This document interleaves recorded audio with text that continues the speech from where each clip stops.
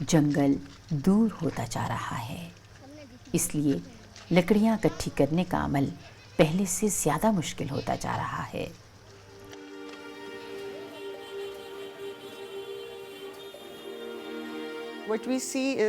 ہم جنگل کو تیزی سے ختم کرتے جا رہے ہیں، جو کہ ایک اہم مسئلہ ہے۔ ہم جنگل کی قدر نہیں کر رہے، اس کے ساتھ ساتھ ہم اہم اور ختم ہونے والی نسل کے جانوروں کے ماحول کی بھی قدر نہیں کر رہے۔ ہمیں معلوم ہے کہ یہ مقامی آبادی کا جنگل بھی ہے اور اس بات میں کوئی شک بھی نہیں، لیکن ان سب سے بڑا مسئلہ تجاوزات اور لکڑی مافیا ہے۔ لکڑی مافیا مقامی آبادی کے مقابلے میں جنگل کے لیے زیادہ نقصان دہ ہے۔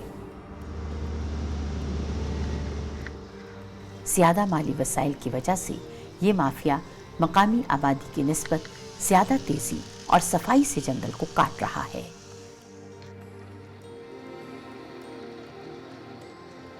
جنگل کی کٹائی کی وجہ سے یہاں کی قدرتی حیات تباہ ہو کر رہ گئی ہے۔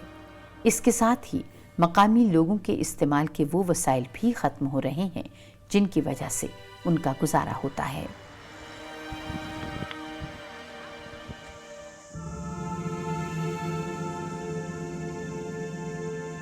جنگلات کی کٹائی کی وجہ سے جھاڑیاں اور پودے بھی ختم ہو جاتے ہیں اور اس کی وجہ سے زمین بنجر ہو رہی ہے۔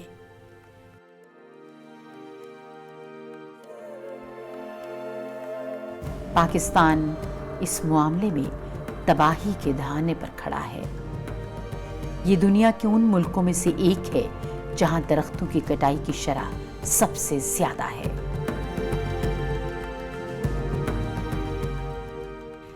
جنگلات کی بہت اہمیت ہے، جس کے بغیر انسان زندہ رہ سکتا ہے نہ جانور۔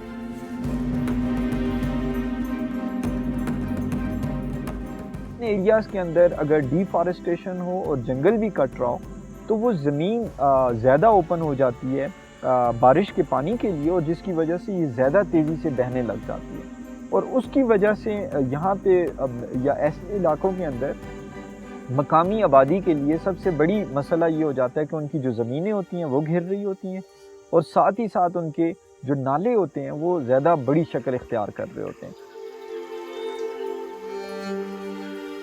درختوں کی جڑیں چٹانوں اور زمین کو مضبوطی سے ایک ساتھ جوڑے رکھتی ہیں۔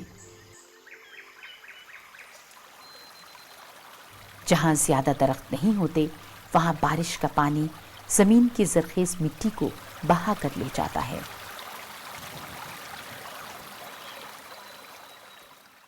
اور زمین بنجر اور مردہ ہو کر پہاڑوں کے کناروں کو کمزور کر دیتی ہے۔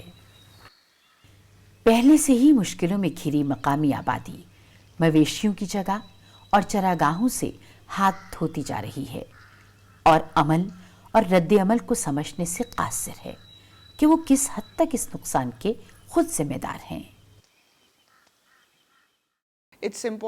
یہ بات سمجھنا ضروری ہے کہ جب ہم جنگلات کو کاٹتے ہیں تو اس وقت نہ صرف خطرے سے دو چار جنگلی حیات کا نقصان ہوتا ہے بلکہ انسانوں کا بھی۔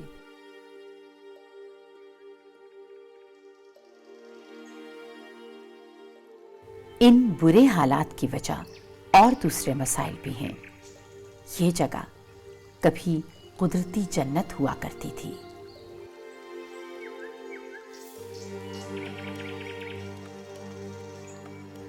ایوبیا کا جنگل، جو جنگلی حیات کے لیے ایک محفوظ جگہ ہے، تاریخی طور پر اپنے پرسکون اور الگ تھلگ ماحول کی وجہ سے جانا جاتا ہے۔ چند سالوں سے اس میں تبدیلیاں آ رہی ہیں۔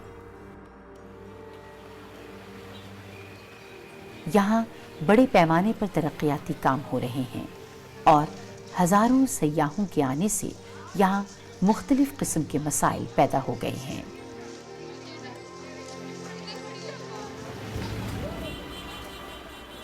یہاں جنگل میں ٹریفک کا شور سنائی دیتا ہے، جہاں کبھی پرندے چہچہایا کرتے تھے۔ پہلے جہاں درخت اور ندیاں تھیں، اب وہاں ہوٹل اور دکانیں ہیں۔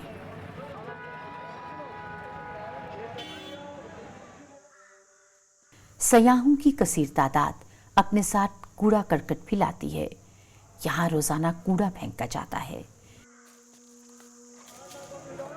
इनमें ज्यादातर जमीन में हल ना होने वाली चीजें होती हैं। कूड़े को सही तरीके से ठिकाने न लगाने की वजह से माहौल खराब होकर रह गया है। लोग यहाँ पे अपना अबंडेंट जो भी सामान लेकर आते हैं उसको प्रॉपर्ली डिस्पोज ऑफ नहीं करते, या जो इसके अंदर कंस्ट्रक्शन चल रही है फैसिलिटेट तो कर दिया जाता है एक तरफ टूरिस्ट को, लेकिन इससे जो वो एरियाज थे जहाँ पे वाइल्ड लाइफ एग्जिस्ट करती थी, इसकी वजह से उन एरियाज़ में वाइल्ड लाइफ की बहुत कमी हो गई है। कूड़े करकट की वजह से जंगली हयात भी खतरे में है। वो जानवर जो कूड़े से चीजें उठाकर खाते हैं, प्लास्टिक के थैलों की वजह से उनका सांस घुट सकता है या वो खुद को टीन के खाली डब्बों से जख्मी कर सकते हैं।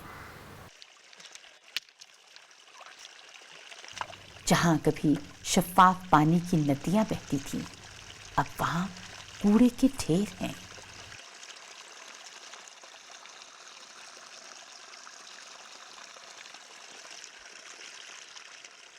इस आलूदा पानी की वजह से नीचे रहने वाली आबादियां मुतासिर हो रही हैं, जिनका दारोमदार नदी के पानी पर है। आलूदा पानी से कई तरह की बीमारियां हो जाती हैं और दवाइयों के खर्चे बढ़ जाते हैं, जो कि मकामी लोगों की कुव्वत बर्दाश्त से बाहर होते हैं।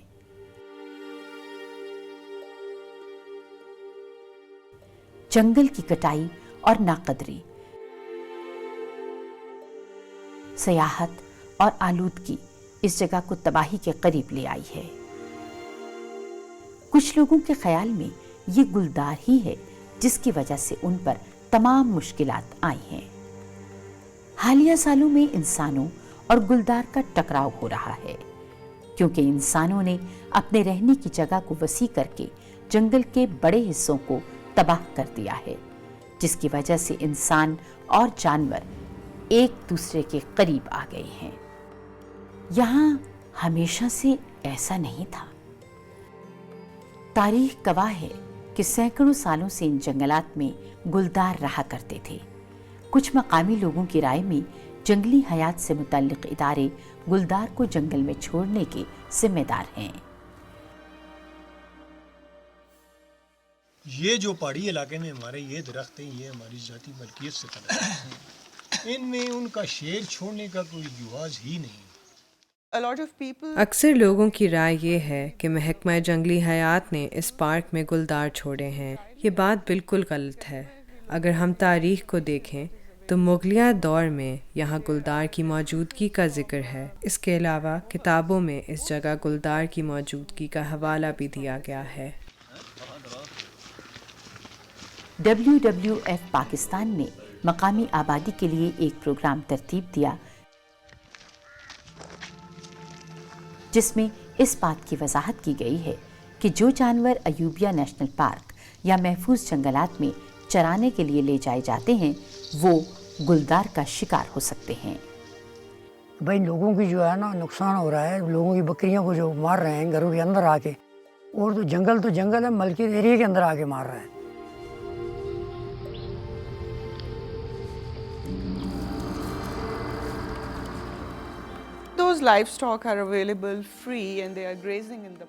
अगर आप अपने जानवर पार्क में चराते हैं जो कि गैर कानूनी है, तो गुलदार इनको ज़्यादा आसानी से शिकार कर सकता है।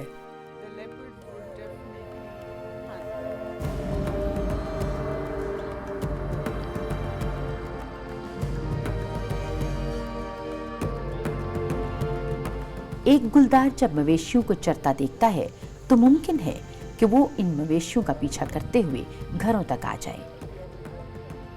हो सकता है वो फौरन हमला ना करे, मगर उसको एक आसान शिकार की जगह का पता चल जाता है। अपने जानवरों को महफूज रखने के लिए मकामी लोगों को कहा जाता है कि वो अपने मवेशियों को सूरज गुरूब होने से पहले मजबूत बाड़ों में बंद कर दें। जब एक गुलदार मवेशियों के पीछे आता है और अगर कोई इंसान उसके करीब हो तो गुलदार उस पर भी हमला कर सकता है। गुलदार अचानक सामने आ गया और मुझ पर हमला कर दिया। वो बकरी को खाने आया था, मगर बकरी के बजाय मेरी अम्मी पर हमला कर दिया। इंसानों पर ज्यादातर हमले जंगल में होते हैं। इस तरह के हमले मकामी लोगों और गुलदार के दरमियान नफरत फैला रहे हैं। जंगल में शिकार ना मिलने की वजह से गुलदार मजबूरन मवेशियों का शिकार करता है, जो कि आसानी से मिल जाता है। मुतासरा लोगों के दिलों में गुलदार के लिए हमदर्दी कम है। लोग गुलदार को अपना दुश्मन समझते हुए अपने घर वालों और मवेशियों की हिफाजत करते हैं, जिसके नतीजे में चाहे गुलदार का कसूर हो या ना हो, गुलदार को मारा जा रहा है। इनकी नस्ल खत्म होने के करीब है। 1989 से लेकर अब तक यहाँ तकरीबन 45 गुलदार मुर्दा पाए गए, जिनमें अक्सर गोली के जख्मों और जहर की वजह से हलाक हुए। इस फिल्म के बनने के दौरान इतला मिली कि करीब ही एक मादा गुलदार जख्मी हालत में देखी गई है।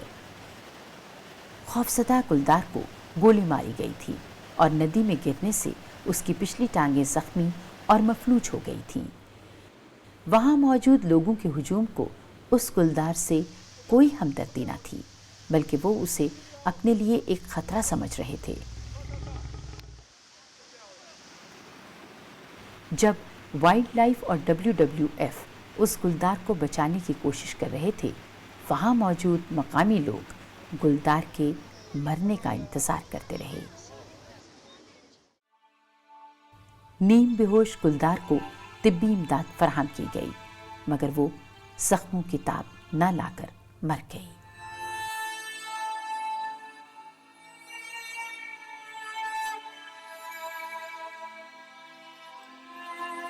एक मादा गुलदार का मरना उसकी नस्ल की बका के लिए एक बहुत बड़ा धचका है।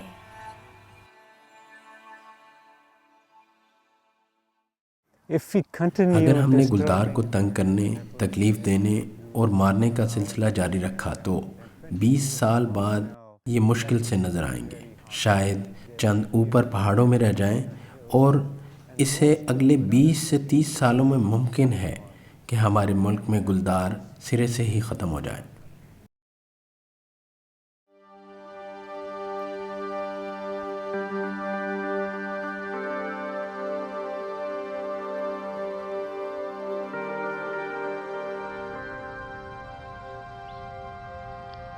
इस मसले के ऐसे हल के लिए जिससे गुलदार और मकामी लोग दोनों महफूज रह सकें, WWF और इदारा जंगली हयात खैबर पख्तूनख्वा ने इटली की सियाना यूनिवर्सिटी के साथ मिलकर इस इलाके में तहकीक करना शुरू की है। एक तफसीली सर्वे और रिपोर्ट तैयारी के मराहिल में है, ताकि मालूम हो सके कि मवेशियों और इंसानों को किस कदर खतरा है और गुलदार को कितना कसूरवार ठहराया जा सकता है। घर घर से आदादो शुमार इकट्ठे किए जा रहे हैं, ताकि इस बात का पता चलाया जाए कि अयूबिया नेशनल पार्क में जिंदगी कैसे गुजरती है। इस सर्वे का मकसद ये है कि तमाम गांवों में जाकर मवेशियों की इकसाम और तादाद का अंदाज़ा लगाया जाए। गुलदार यकीनन खुराक के लिए गांव का रुख करता होगा, इन जानवरों को हलाक करता होगा जिनको नेशनल पार्क के महफूज जंगलात में चराने के लिए ले जाया जाता है।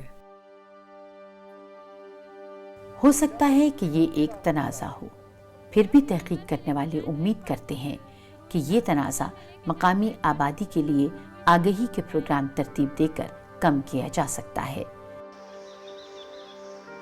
तब मकामी आबादियों को मालूम हुआ कि उनके मवेशियों के लिए सबसे बड़ा खतरा गुलदार नहीं, बल्कि मवेशियों की बीमारियां हैं।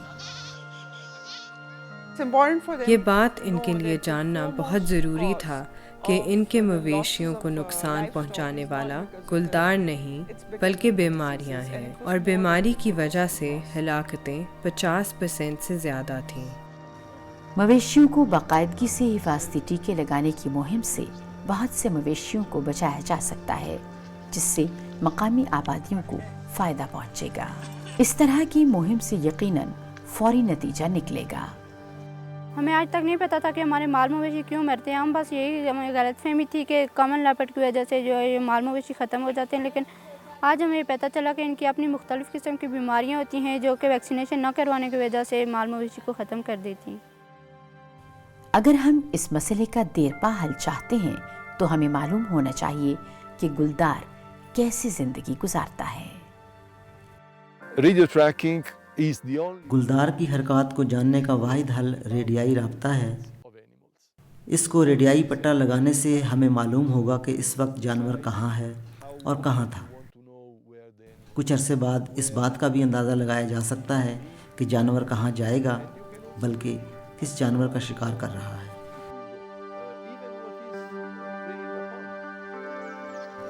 اس کا حل ایک ریڈیائی پٹا ہے جو تحقیق کرنے والوں کو گلدار کی موجودگی کی جگہ کے بارے میں بتاتا ہے. مقامی دیہاتوں اور وہاں پر رکھے گئے مویشیوں کے متعلق ایک خاکہ بنایا گیا. اب اگلا مرحلہ ان گلداروں میں سے ایک کو پکڑنا اور ریڈیائی پٹا لگانا ہے. اگر گلدار پکڑا گیا تو یہ پاکستان کی تاریخ کا پہلا گلدار ہوگا جس کو ریڈیائی پٹا لگایا گیا ہو. تحقیق کرنے والوں نے گلدار کو جھانسا دے کر پکڑنے کے لیے اس پہاڑی پر پنجرا لگایا جہاں گلدار کے آنے کی نشاندہی کی گئی تھی. پنجرے کو ایسا ہونا چاہیے کہ وہ ماحول سے بالکل ملتا جلتا ہو تاکہ گلدار کو محسوس نہ ہو کہ وہاں پنجرا لگایا گیا ہے.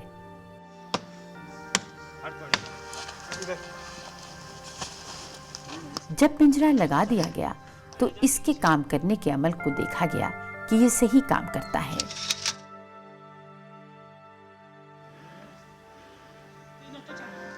گلدار کو راغب کرنے کے لیے پنجرے کے دوسرے محفوظ حصے میں ایک بکری کو باندھا گیا تاکہ گلدار اس کی بو سونگھتے ہوئے پنجرے میں آ جائے.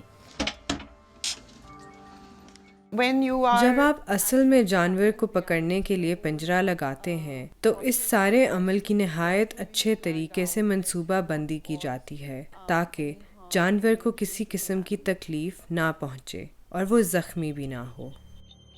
پنجرا لگا دیا گیا. ٹیمیں اپنی اپنی محفوظ جگہ پر پہنچ چکی ہیں.